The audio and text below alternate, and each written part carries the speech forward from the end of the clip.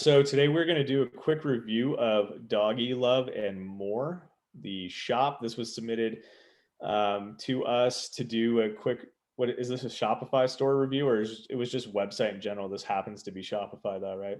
Yeah. Yeah. Yeah.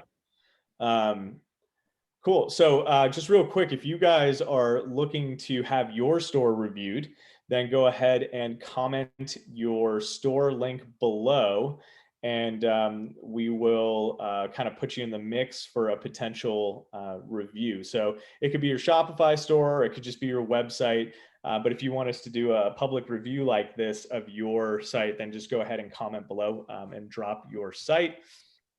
And yeah, just go check out doggyloveandmore.com and see if you like it. You know, we like to support our members here, so we'd appreciate if you go check out our site and see if there's anything you like.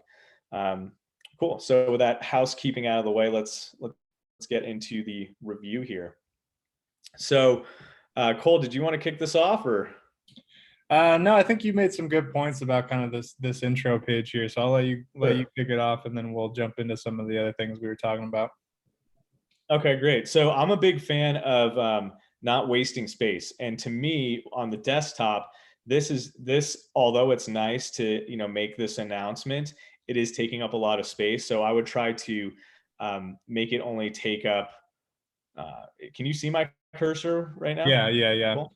Yeah, if you could only make it take up like the first 100 pixels or something, high, then that would allow you to show off your products faster on this homepage.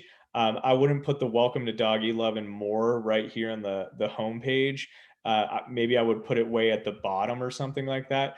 But I'm a big fan of dropping them off like within a store environment already, and then your about us and all that other stuff can tell them more if they want to, right?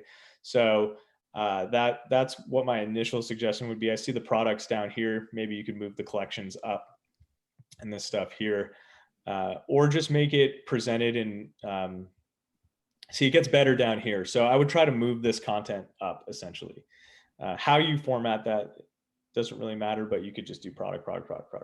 And Q, let me jump in real quick. It also kind of depends on sort of the, where you're getting your traffic from too, and kind of having those separate pages might make sense. For instance, if you had this kind of sales page where we're really pushing that holiday sale and some of the products on that, like if we're doing this sort of an Instagram content build up where we're talking all about this holiday sale, and we want people that are seeing that on our Instagram page to go to that, then that might make sense to have like that page separate and have sort of this sale page that we're sending the IG viewers and followers to.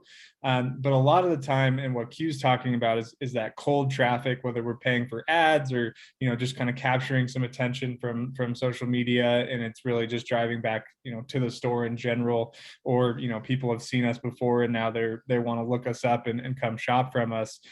Sending to this homepage from that pure cold traffic, we really want to get them to shopping as quickly as possible, and so that's what Q is talking about, moving some of this up and starting to show some of those products right off the bat. Because if it takes too much time for people to kind of find something that they might like, chances are they're going to click away from your page and never really get to that stuff. So for that cold traffic stuff, whether we're changing this homepage or we're figuring out how to send them directly to shop pages, or however we want to kind of structure that, we really want to get them to the products that they might be interested in as fast as possible. Yeah, and see, now that I see this free shipping plus BOGO 10% off, I would consider moving that holiday sale lingo up here, just to take up less space and get them shopping faster. So initial thoughts right there, and a very good point, Cole, like about where you're sending and how you're sending and whatnot. So and then definitely want to touch on that a little bit more when we get into the products. So cool. Let's just go over to the shop and click on sweatshirts. Guys, I have a frog in my throat today, and I cannot get rid of it. I've been drinking tons of water too. So let's just click on this this product here and check out what's going on. So I like this. I like how it's laid out. I think I know what app you're using in order to create this stuff. Um, Here, secure checkout with this. This looks great. Free shipping as the number one thing. Cole and I were looking at this, and we believe that this person must have taken our add to cart secret course, which is available at shop.commandtraffic.com, because they're literally following, the process that we lay out. Free shipping, the description here. We've got the bullet points here, and some more information, what other people have to say, shipping details. They've got a little app right here that is talking about two other people have recently viewed this product. So this is like a social proof thing. It's called Nudgify. So it seems to follow our format from the course, the add to cart secret. And then again, if you click add to cart, it actually brings you into the cart, into the buying process right here, which I love. And then you go ahead and hit checkout. So this setup is great to me. This is a great funnel for buyers. So you nailed the description aspect of it, and then you nailed the aspect of driving people through the sales process. And so if you don't know what that means, basically what I'm saying is, as soon as somebody indicates that they want to buy something, whether that's add to cart or buy now, you want to push them closer towards that sale. And that's what this button's doing. A lot of times people will have an add to cart button that just kind of adds it a little notification up here in the corner, and it doesn't really inspire the person to continue to the sale. So this setup right here is great. And again, if you want to learn how to set this up perfectly like this, go to shop.commandtraffic.com and check out the add to cart secret. Okay, so that looks all good to me. Love it. I think the main thing that Cole and I wanted to talk about really was, let's just leave it on here for a second, was the idea of focusing in on the product that sells the most for you, or that you can sell the most of, your most popular product that you can sell the most of and that you can use to acquire customers. There's a lot going on here. There's a ton of different products, but which one is your winner? Which one can you use to get the most people? So Cole, you had some insights on that. Yeah, I mean, really, at the end of the day, guys, with any e-commerce shop, there's going to be like products that we have that, we've kind of found the audience for. We're in front of the right people to sell that thing, that one item or that handful of items. And focusing elsewhere and trying to sell other things first is just going to be a waste of time and a waste of money, and we're not going to be capturing the creating that consistent customer acquisition. And so just having looked around this store for a little bit, I noticed that the jewelry section, there were certain items that had 15, 18, 20 reviews on them, and can just kind of tell by the activity in the review section and sort of the layout of all this stuff where people are buying right now, and the products that you've sold the most of. And again, this all comes down to kind of what we just chatted about a little bit, and where we're getting our traffic, and sort of what marketing material we're putting out there to capture traffic. But at the end of the day, every social media account, every advertisement, whatever you're doing to get in front of people, it's going after a specific audience, and it's getting better and better with the algorithm at finding a specific audience for you. And a specific audience is going to be attracted to a specific product or a specific handful of products, more so than everything you have to sell. So really figuring out, right, okay, who is that specific audience that I'm reaching and getting in front of with my content, with my ads, with my emails, whatever it is, and what are they most interested on my store? And as soon as we can make that match, then we can send that audience that we're creating for ourselves directly to the sales pages and collection pages of what makes the most sense.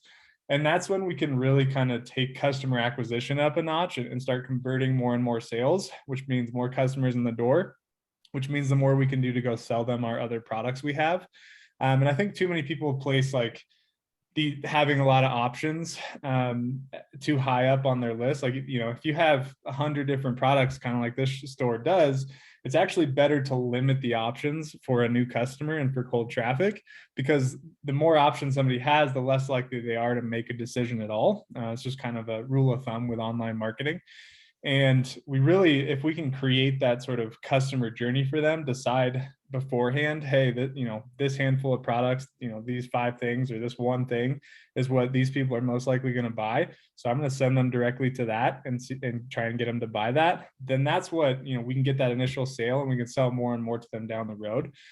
So really with all of you guys' websites, and marketing processes is something you need to kind of decide on and figure out now, because the better we can match an audience with a specific product or collection of products, the better that conversion rate is going to be, and the more money we can make right away and down the line. Because as Q and I have say in a lot of our videos, a buyer is a buyer is a buyer.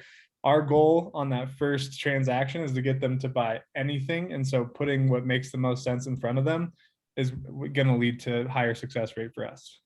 That makes sense. I was a Yeah. little So long-winded there, but yeah, wasn't there like some items on this particular shop that already had like 5-star reviews and looked like it was selling well? What were the items? yeah, they're in the jewelry section. I think in the Dog Mom bestsellers. Yeah, Okay. check out the Dog Mom bestsellers. We got a few in there. Yeah. So, I mean, ideally, you would just take, like, for example, this one has 5-star reviews. It's all 5-star reviews, and there's 9 reviews on this product. I can imagine that this is probably your best selling product.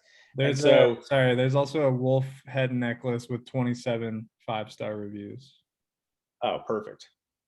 It's in Okay. So, the other jewelry section, the wolf. okay, wolf jewelry. Yeah. Okay. So yeah, I mean, the play would be, if Cole and I were running the store, what we would do is we'd say, okay, this wolf necklace with 28 reviews is our most popular item. What we would do is we would start focusing our marketing around this item specifically. And we would talk about wolves, and we would, really like um, create our content around this particular product, create all of our messaging around this particular product, and really zero in on the audience that loves this specific product. And then we would go to Facebook ads, and then we would run ads for this specific product and try to sell as much of this as humanly possible. And then once we have that traffic flow and the positive ROI that's happening consistently day in and day out on this one product, our goal is always to get to 100 sales a day of a product. So once that's set up, then you have that consistency in product flow, and you can sell other things to your audience afterwards, or even in the process through order bumps and upsells and stuff like that. So yeah, like to Cole's point, rather than complicating it too much with all of these different things. But if you look, like, mostly the wolf stuff sells the best, Yeah. right? So So then just I would focus in on that wolf niche there too. yeah. Well, that's another good point too. Like, it's not obviously the first thing we need to focus on is what's the first thing we can sell to a specific audience. But then the next question is, what makes sense as the second product to show them, and the third product, and so on and so forth. And so, you're really doing well selling this vintage wolf head necklace. Awesome. Let's try and do more than that. Let's find, let's create an audience of people that are really interested in this type of jewelry. Let's sell them that vintage wolf head necklace. But then, what's the next thing we want them seeing once they've bought that? And, is it one of these rings, or, is it kind of a collection of these? What makes the most sense for, if somebody's going to buy this product, chances are they're interested in other products we have, and how can we line that up and create a really good customer journey to kind of promote that buying process. Yeah. And if you are interested in buying Facebook ads, a great way to discover what your top selling product might be, just uploading all of these wolf products here into what's called a dynamic ad. And then you're going to let Facebook figure out which one sells the best. So you put a little bit of budget behind it if you have it, and then Facebook will figure out which ones sell the best, which one converts at the best rate. And then you just kind of let that continue to run on the product that is selling best. So that could be a good customer acquisition tool for you. But yeah, I think that pretty much covers it for this Shopify store review. Is there anything else that you see here that could use improvement, or? working No, with it? I mean, I think we covered a lot of it. You know, the specific sales pages are really good. We're really glad that you took our advice on that edit card secret stuff and really kind of made those what they are. You know, that's going to go a long way for converting people that you can get to those pages. I will say, you know, a lot of I see a lot of the products on here don't have reviews yet. Obviously, you know, we have to get people buying them and using them, but the ones with reviews are going to have much higher conversion rates. That's just another thing to keep in mind and part of what we were looking at there. Not only are people buying it, but reviewing it and liking it. So if you know, showing 25-star reviews is a lot more enticing to purchase than, you know, if nobody's ever reviewed it before, which makes people think, oh, no one's bought this, like, you know, how can I trust that I'll like it, type of thing.